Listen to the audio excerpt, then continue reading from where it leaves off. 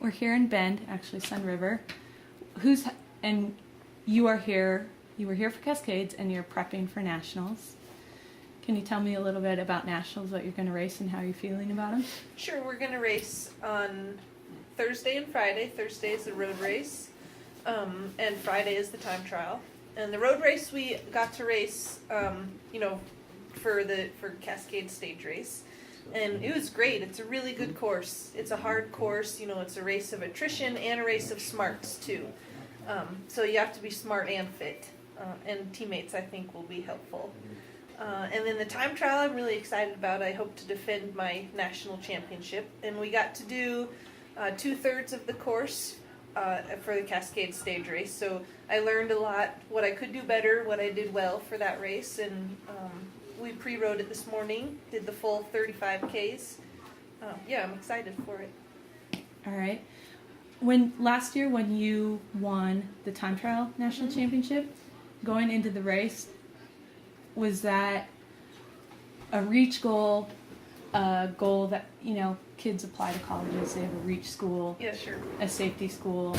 Was that like a reach goal, or was it something that was kind of mid, if I have a good day, I'll make it? Yes. But it was a realistic goal, but I needed to ride well. And I wanted to win so badly. With it conflicting at the same time as the Olympics, so pretty much the three best time trialers in the country were away at the Olympics, being Kristen Armstrong, Amber Neben, and Christine Thorburn. And in my eyes, that left me as the favorite.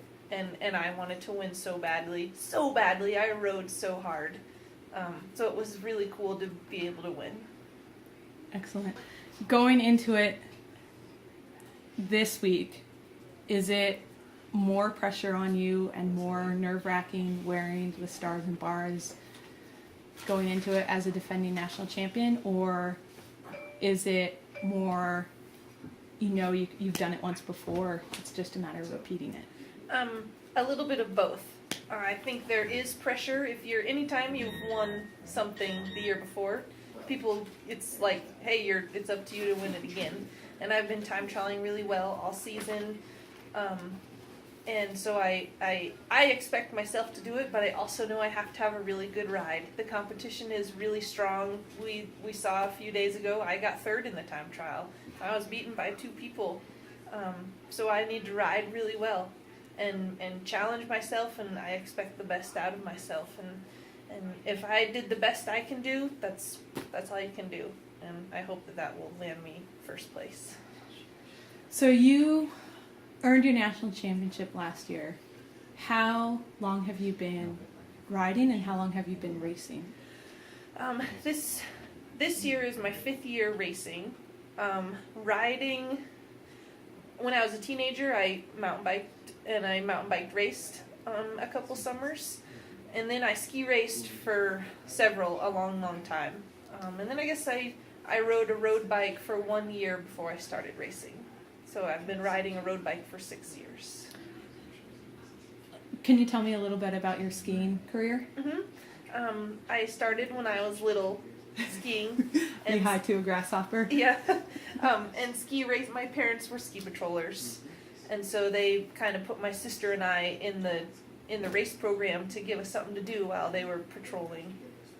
And so that was when I was 5, I guess, and we would just go up on the weekends to Winter Park and I'd ski, and then we moved to the Fraser Valley outside of Winter Park when I was 13, and then kind of skiing became more full-time and racing, and I got quite serious and wanted to go to the Olympics and make the ski team, and I made the U.S. ski team when I was 17 and raced on the national team and World Cups throughout Europe until I was 24, and then I quit. What you just got burnt out? I had a bad knee injury, this U scar on my knee. I shattered my kneecap in 2001. It was horrible. It was absolutely horrible. I didn't ski for a year and a half. Missed 2 seasons of racing, missed the 2002 Olympics, 5 surgeries. So it was horrible, but it made me realize that there's life outside of ski racing. And so then my knee injury was kind of the beginning of the end. I came back after that and I raced and I had decent results, but I wasn't the same up here. And I just, because I was skiing and my knee was always hurting, I wasn't able to ride my bike or run or go to the gym. And I might like those things better than ski racing. So I realized it was time to hang them up. So with cycling, you said you've been racing, I believe, 5 years. Mm-hmm. Who did you start racing with? And can you tell me a little bit about your progression? Sure. I started first by myself. I lived in Vermont. I was ski coaching at Stratton Mountain School in Vermont. And I just went to some races in New Hampshire and Massachusetts, and I figured I'd give myself three tries, 3 weekends of racing, because the first weekend was horrible. I sucked. It was horrible. And it was raining. Oh, it was horrible. But by the 3rd weekend, I had kind of figured out the racing and then what I needed to do for training. And then when I moved back to Colorado, I raced on a team that was run by the Steamboat Springs Winter Sports Club. Just a club team. I was the only girl and wore their jersey. And, you know, the guy coached me a little bit. And then the next year, I made a local club team in Boulder called Rio Sports Garage. Rio Grande Restaurants and Sports Garage is a bike shop in Boulder. And they provided incredible support. We went to several NRC races and all the local races around Colorado and took us to nationals and paid the travel and the food. I wouldn't have been able to do it without that team because I didn't have any money being a ski racer and a ski coach. And so they, you know, it was really them that provided the stepping stone.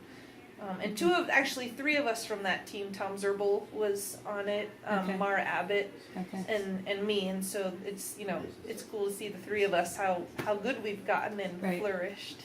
Right. So you joined Team Type 1 last year, this year? Yeah. Do you know anyone besides your teammates with diabetes? Either type 1 or type 2? I know 2 males, and 1 female, but she's like 12. She was our neighbor, my parents' neighbor in Fraser. But I didn't really know much about the disease or how you manage it or what you can and can't do, and so that's been really cool to be a part of this team and seeing how I've learned so much and see how my teammates deal with it and just to learn about the body and how it works or doesn't work in their case. And then to see the people that come up to us when we're at races and talk about how we've inspired them or it's so neat what we're doing, that's very rewarding.